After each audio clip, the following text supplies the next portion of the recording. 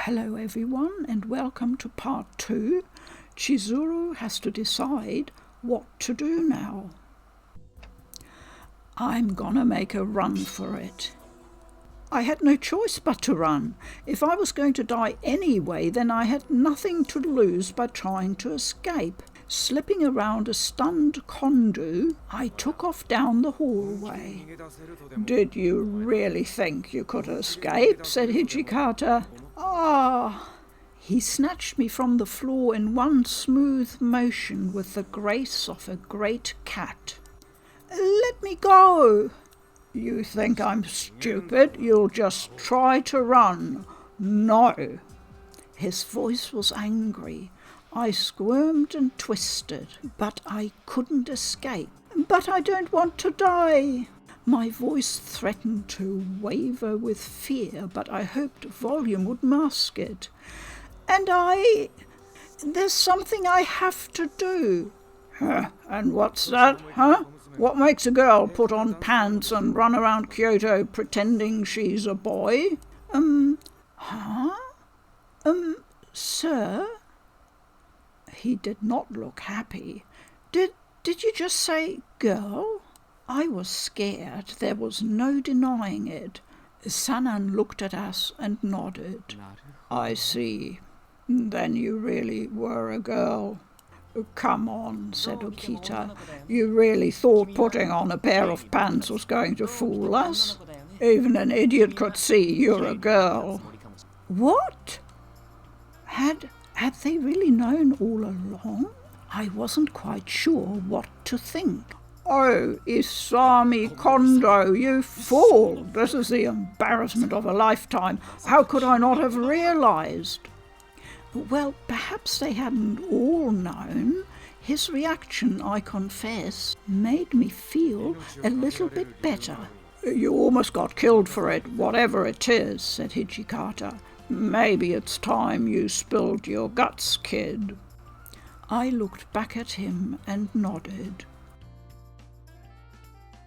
There I was, surrounded once again by the leaders of the Shinsengumi.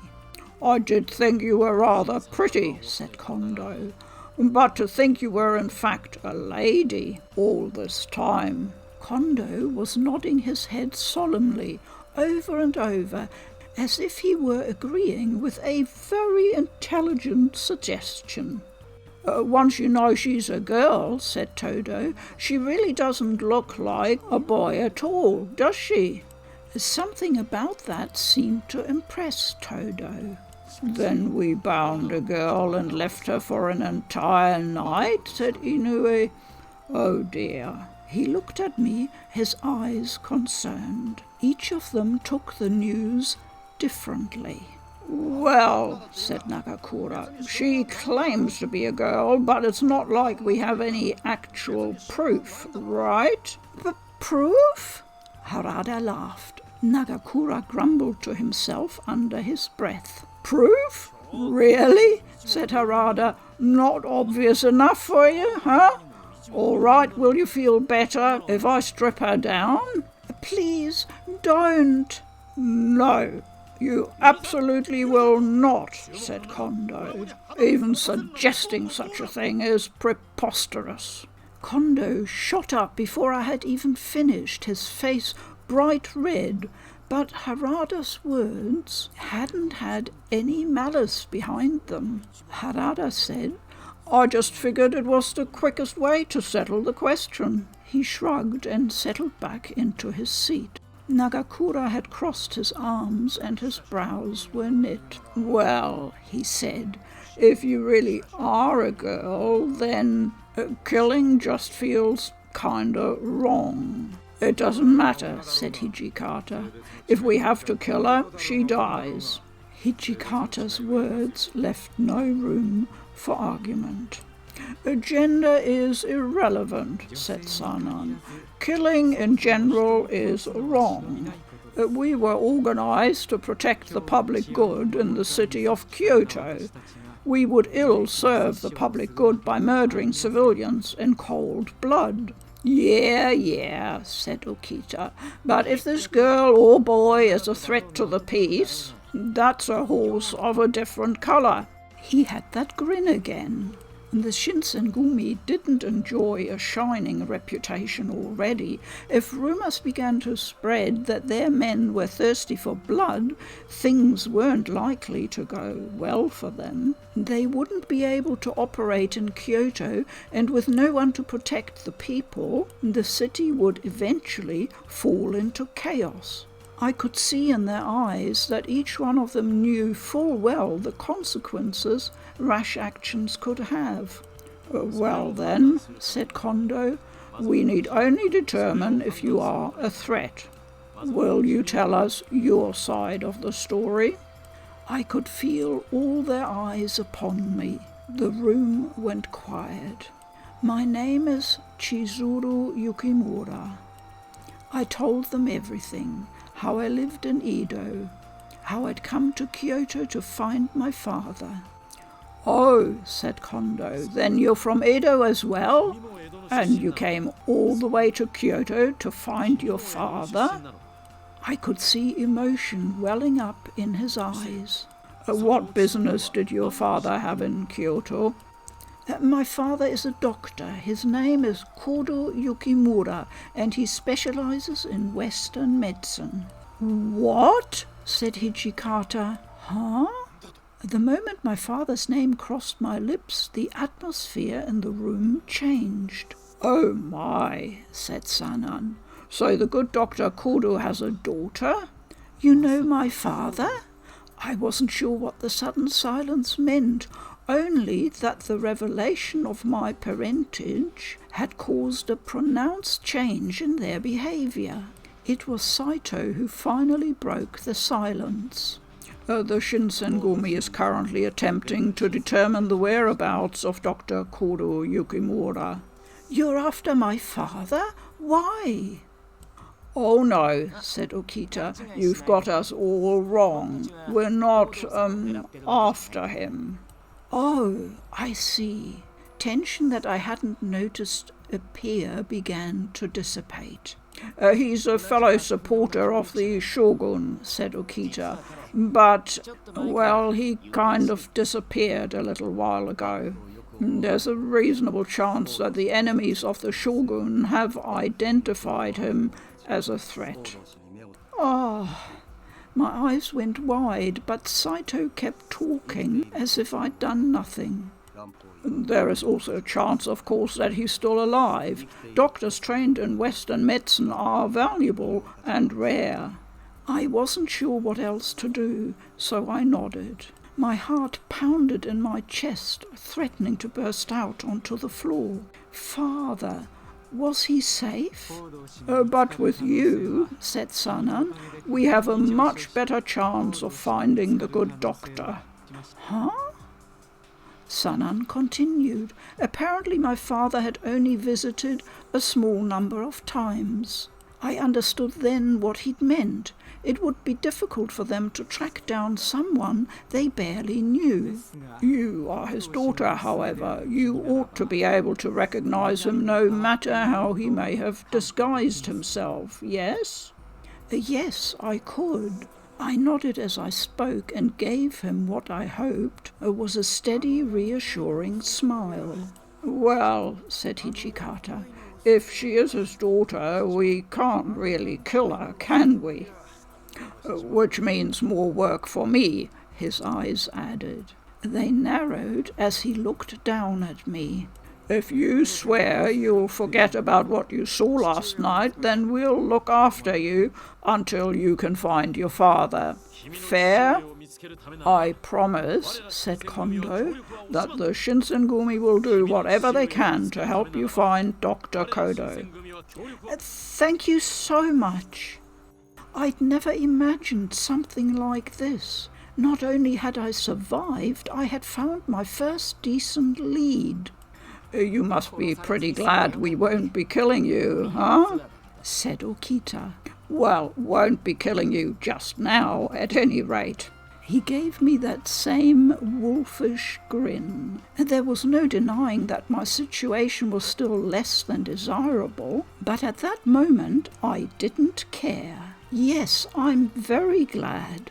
I'd been through a lot, but at last I'd found help, and where I'd never have expected it, the Shinsengumi. Kyoto hadn't been kind to me, even though I'd been there less than a day, but it looked as though my fortunes were taking a turn for the better. I still had a long way to go, and I had worries aplenty, but it was important to stay optimistic. I'd prefer to place you in the custody of the Judiciary Commissioner of the Aizu, said Kondou, rather than keep you in a house full of men. But Kondou let the sentence hang in the air and looked at me, his arms folded. It was clear I had no choice but to stay with the Shinsengumi. Should you require anything, you need only ask, said Saito. We will do what we can to accommodate you. Oh, his expression didn't change, but his words were unexpectedly warm. I looked away from him awkwardly, but I still felt the heat rise in my cheeks. Thank you. Well, I guess we'll have to be nicer to you now that we know you're a girl, said Nagakura. You're always nice to the ladies, Shin, said Todo. Sure didn't take long for you to change your tune once you figured out she was a girl, though, huh? Whatever, said Harada. Having a lady here at headquarters is sure gonna brighten things up, eh? I wasn't entirely sure that would be the outcome. Still, said Sanan, we can hardly treat her as one of our soldiers. Something else must be done with her. Then make her a page or something, said Hijikata. You want an assistant, Kondou? How about you, Sanan? He gave a small shrug. Whatever was done with me, it seemed he no longer cared. Oh, come on now, Hijikata, said Okita. It's your idea. You can't just pawn her off on someone else. Ah, excellent, said Kondou. I believe we can trust Toshi with her. Kondou's face split in a wide smile, and he slapped his leg in agreement. Well, there you have it, Hijikata, said Sanan. I hope you'll take good care of her. Sanan's smile had more than a little of a mocking twist to it. You sons of bitches, said Hijikata. As I watched their back and forth, some of my earlier relief began to ebb away.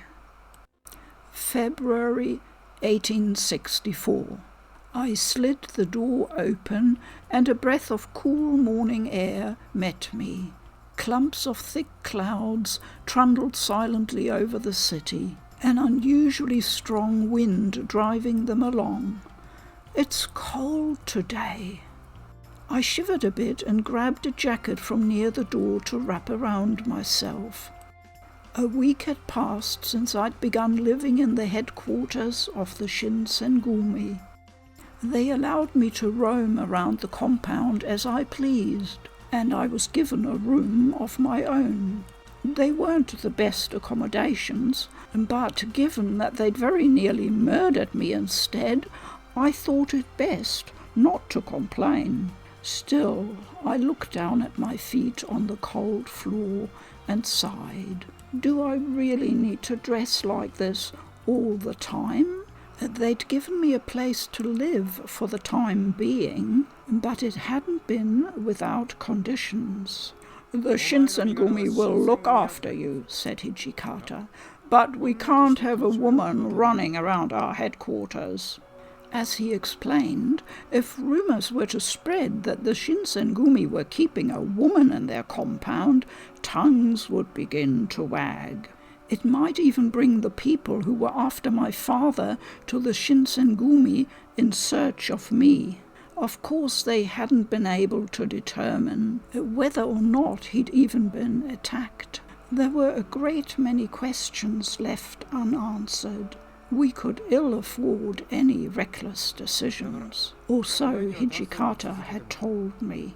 In other words, we need you to keep pretending to be a man. I doubt that's what you wanted to hear, but you do it or you're out on your ass. Clear? Yes, his reasoning was sound. But perhaps more than that, I knew he was looking out not only for the Shinsengumi, but also for the safety of my father and myself. I didn't have a choice, of course, but knowing that made following his orders at least somewhat more palatable. I doubt you would do so intentionally, said Sanan, but the presence of a woman could disrupt morale, so to speak. His tone suggested he was joking, but it was clear that he was telling the truth as well. For that reason, only we, the Shinsengumi's leadership, will know the truth of your situation. If word were to get out, there was no telling how fast rumours could spread or where to. I had to stay a boy. All right then, what should I do while I'm here? Nothing, said Hijikata. You're gonna get a room and you're gonna stay in it. Really? Said Okita. I could have sworn we decided she was going to be someone's page. Hijikata turned toward Okita and his eyes narrowed. Soji, keep your tongue in your mouth or I'll cut the effing thing off. Before long, I'd been there for a week. I guess I don't have much of a choice. I'd prefer otherwise, of course, but I'll do what I have to do. I wasn't quite sure what to make of it yet, but since I'd been dressing like a boy, I'd grown rather used to the feel of wearing pants and of having the kodachi my father had given me always at my hip. He'd presented me with it when I was only a child and impressed upon me at least some sense of its importance. Supposedly it had been in the Yukimura family for generations. As such, I was forced to take lessons in swordplay, so I knew which end was meant for the enemy, but I had never much cared for weapons. They hurt people, of course, but it was more than that, at least for me. For as far back as I could remember, any wounds I suffered healed at an incredible rate. Small cuts would disappear overnight. As a child, I'd thought nothing of it, but as I grew older, I began to realize that I was not quite normal. When I asked my father, he told me that it was a gift from the gods, but that I should tell no one of it. I didn't tell anyone, of course. I was afraid they would treat me like a monster if I did. Dressing as a man all the time was frustrating, as was carrying a sword, but it was my condition that worried me the most. Still, that wasn't the only thing on my mind. The rank-and-file soldiers had been treating me coldly. I'm not just imagining it, right? I'd heard having a private room was a rare privilege, even for the captains. For a child to appear out of nowhere and be given better treatment than their own captains, it was little wonder the soldiers resented me. True, I suppose I can't really blame them. Now we have another choice to make: to stay put, talk to someone, or search the compound. I'm choosing the safest option, and I'm staying put. If I was honest, staying in the room was awfully boring. No, you need to follow Hijikata's orders, Chizuru. I shook my head to clear it and tried to forget about temptation. I didn't want to cause any more trouble than I already had. The consequences would not be good. I sighed. I looked around the room, feeling somewhat forlorn. It was a very nice room, but it was almost completely empty. Not uncomfortable per se, but not comfortable either. And there was nothing with which I might make the time pass. And here I thought I'd gotten used to doing nothing. My father's business had taken him out of the house frequently, sometimes for days at a time, and so I'd spent a good deal of time home on my own. And this isn't quite the same, though. Back then I always knew he'd be back eventually. Waiting for someone you knew would return, and waiting for what you didn't quite know, are two very different things. When will I be able to start looking for father again, I wonder? I let out another frustrated sigh. Yukimura, said Kondou. I've been looking for you. I didn't think you'd be here. Kondou smiled brilliantly at me as he stepped into the room, a tray in one hand. I'm sorry? I wasn't sure what to make of his words, so instead I gave him an awkward sort of bow. He stepped further into the room, still smiling, then paused and gave me an odd look. Wait a moment, is this your room? Until then I hadn't thought about it, but since they'd brought me in, this was the first time I'd seen Kondou. For now, yes. The moment the words were out of my mouth, his eyes went wide. Oh no, then I barged into a woman's room without announcing myself. Oh no, it's fine. I gestured at the rest of the room as he took a step back toward the door. After all, it isn't as though there's anything here I wouldn't want you to see. He still seemed unsure, so I beckoned for him to come back in. We decided you would be Toshi's page, so I'd assumed your room would be next to his. Hijikata had of course failed to tell Kondou that I had yet to be made a page. I wasn't surprised. It wasn't too hard to see what was going on. I'm not really prepared to entertain, but you're welcome to come in if you'd like.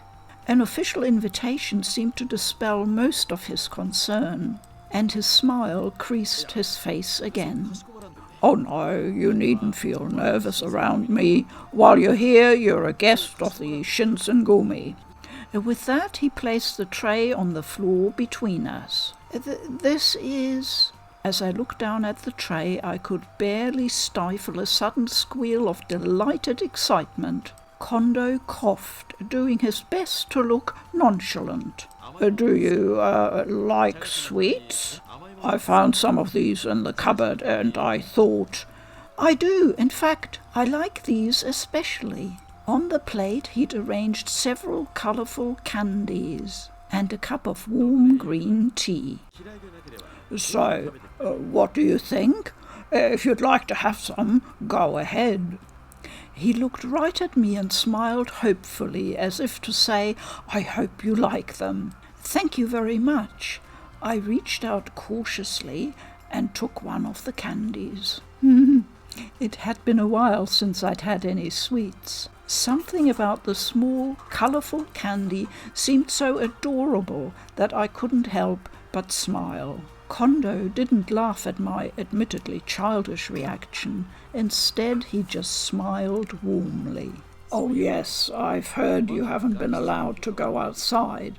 And that's true. I could see his brows draw together in concern. There's no point rushing it, though. If I ran off without their permission, I'd almost certainly cause problems for the men who'd promised to help me. For the time being, I would simply have to be patient. I know how he appears, but Toshi is the sort of man who can't help but care for others. Hijikata? Caring? That didn't seem right. But then again, I told myself, Kondou knows him much better than you. He may be a little strict with you, but only because he has your best interests at heart. That made a little more sense. I think, if the commander doesn't think it's time for me to go out yet, then I trust him.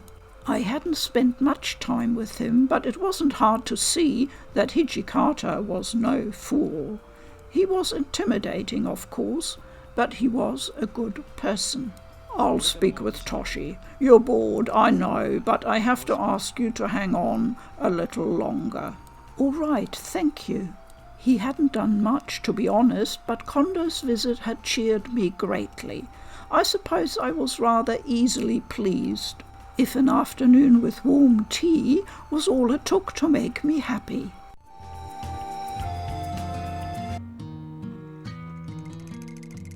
I watched shadows drift up my wall as the orange light of the sun painted my room the colour of autumn leaves. How long am I going to do this? Solitude was proving detrimental to any sort of continued optimism. All my thoughts eventually turned dark and hopeless. It was depressing, but most of all it was frustrating. How could I let myself be discouraged so easily? Fairly easily, actually. I'd been swept up in a frightening world I didn't understand and couldn't possibly control. I can't possibly figure out what's happening to Father if I'm stuck here. Only Hichikata can give me permission to leave, and he's gone. All I could do was wait. Lamenting things I couldn't change wouldn't improve my situation, and would arguably make it worse. Still, there was at least one thing I had to be thankful for. At least they've all been nice to me. I knew I couldn't trust the men of the Shinsengumi completely. They were, after all, men who could take life in the blink of an eye. It would be all too easy for the next life they took to be mine. They're nice men deep down, right? Has anybody called you gullible yet? Ah! My voice froze in my throat. I turned slowly to find Okita standing behind me. What are you doing here? Oh, you didn't notice me? Well, it's my turn to keep watch. Of course, I was under surveillance, which meant... Did you hear everything I said? He said nothing, only smiled and blinked laconically. He'd heard me. He had definitely heard me. I wanted to scream, but before I could open my mouth, Saito stepped out from behind the door. I think that's enough fraternizing, Soji. Were you here the whole time too? I arrived only moments ago, said Saito. Oh, thank goodness. I pressed my hand to my chest in an effort to calm my pounding heart. I'm sorry for screaming like that. It's nothing, said Saito, and at any rate, it isn't as if you were saying anything that might cause trouble for you. Ah, then he had heard me? True, I didn't say anything bad, but still, it's embarrassing being caught talking to oneself. I was so embarrassed. Saito looked from me to Okita and back, and his brows drew together almost imperceptibly. I came to tell you that dinner's ready, but have I interrupted something? Oh, no, nothing at all. I shook my head emphatically. I had intended to wait until you and Soji finished your discussion, but... He let the words hang in the air, but his eyes said that he'd determined we'd continue forever if he didn't interrupt. I had opened my mouth to say, I'm not sure what, when Heisuke shot through the door. The moment he saw us, however, his face fell.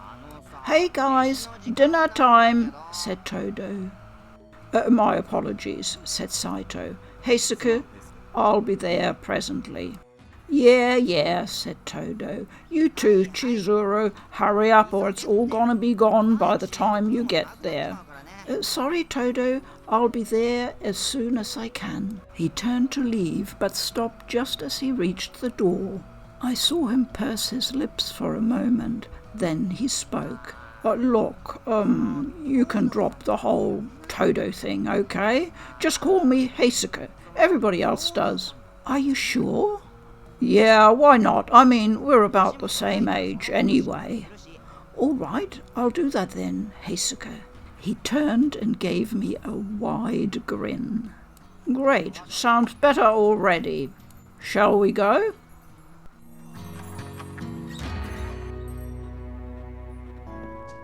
You're late, said Harada. The moment we stepped into the dining hall, Nagakura and Harada looked up at us. You kids are late, said Nagakura. Who's gonna answer to my crying stomach? You mean growling, Shin, said Todo. Really, he's so simple sometimes. You guys ought to apologize to my stomach, said Nagakura. He wanted to dig in, but I said no. We've got to wait for him. You're such a softy, Shin, said Harada. All right, guys, it's time to eat. And that means every man for himself. Man, said Nagakura, there's barely enough here to feed a kid, let alone a man. So I'll just have to take yours.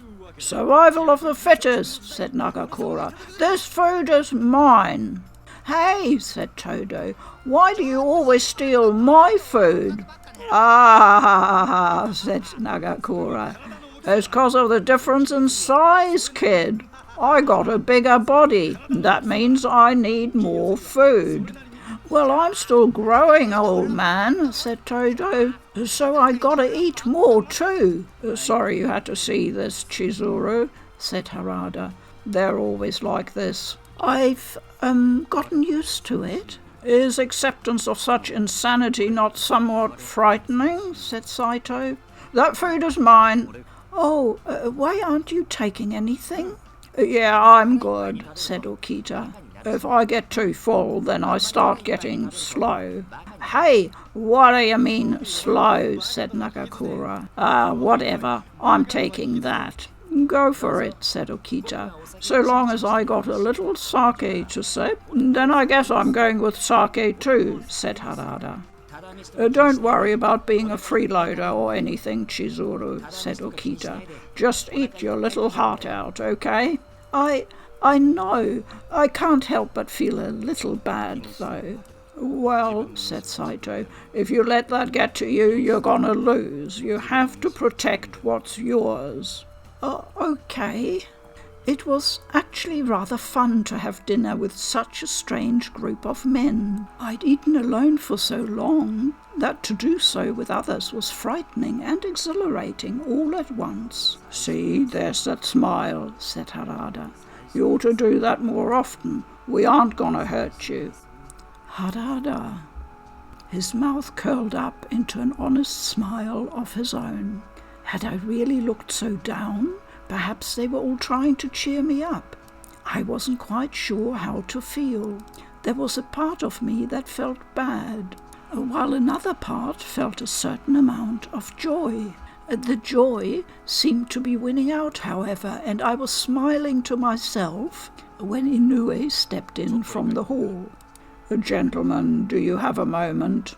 As usual, his voice was warm, but in his eyes was a level of solemnity I'd never seen before, at least during our thus far brief acquaintance. The warmth of the room disappeared almost immediately. I've just received word from Osaka. Sanan has been gravely injured in battle. What? They all went quiet. Inoue continued. Sanan had gone to investigate a report of several Ronin harassing a cloth merchant. He'd managed to drive them off, but not before being wounded by the Ronin. Is he going to be all right? It wasn't his sword arm that was wounded. He's almost certain to survive, but wielding a blade will be difficult for him. Oh, thank goodness. I let out a breath I hadn't realized I'd been holding, but it seemed that the rest of the room didn't share my relief. He should be returning here in a few days. Now please excuse me, I must speak with Kondou. He turned as he spoke, his last words delivered over his shoulder, and was gone. Saito said, A sword is not made to be carried in a single hand. If his injury is severe, he may never carry a blade again. Oh, at last I understood.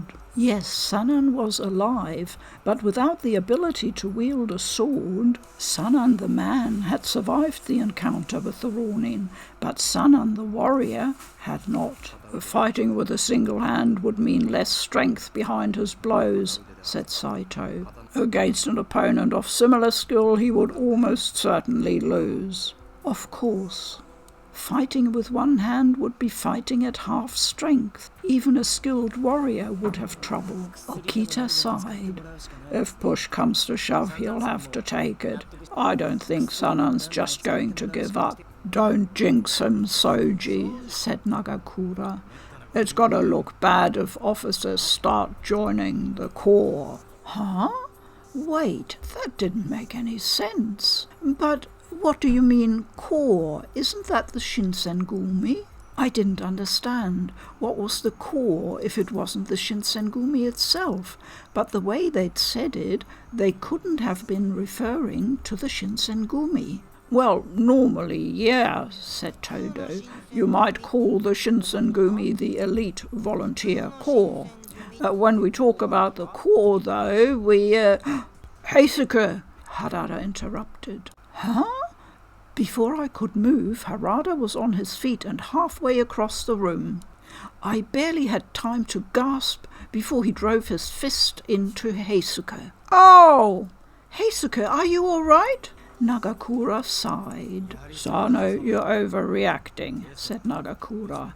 Heisuke, think before you open that damn mouth. His eyes were cold and hard as he turned to look straight at me. It was clear Heisuke had told me something he shouldn't have. But what?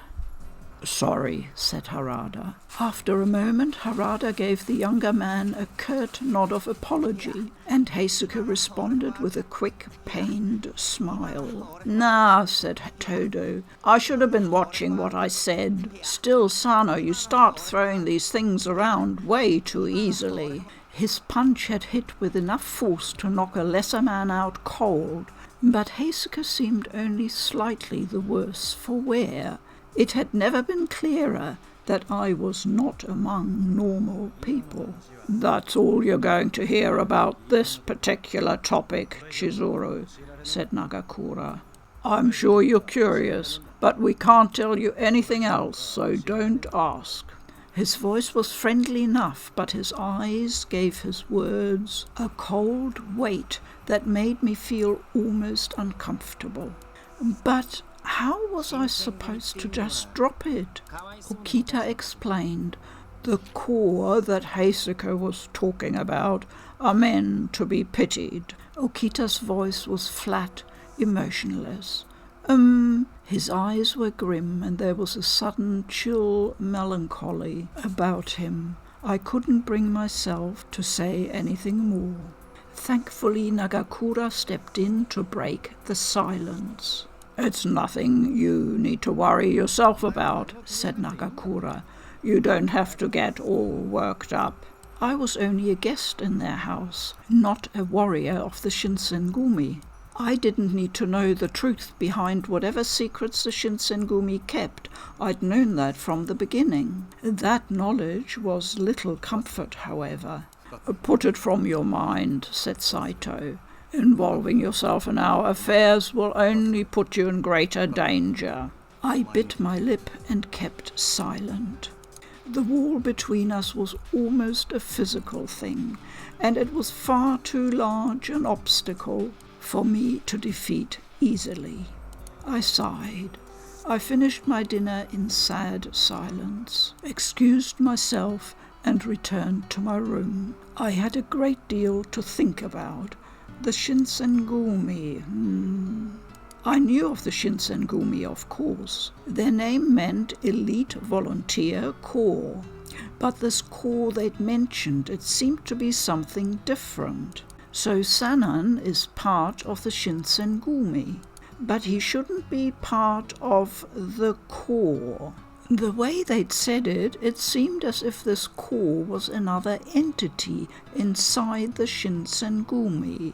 Ah, No, I wasn't supposed to think about those things. I was only going to get myself in trouble if I stuck my nose where it didn't belong. If I saw or heard the wrong thing, I could even end up dead. If I die, I'll have a hard time looking for my father. There were people who cared about me, and my death would no doubt sadden them. With that in mind, I did my best to put the day's events out of my head and climbed onto the thin futon.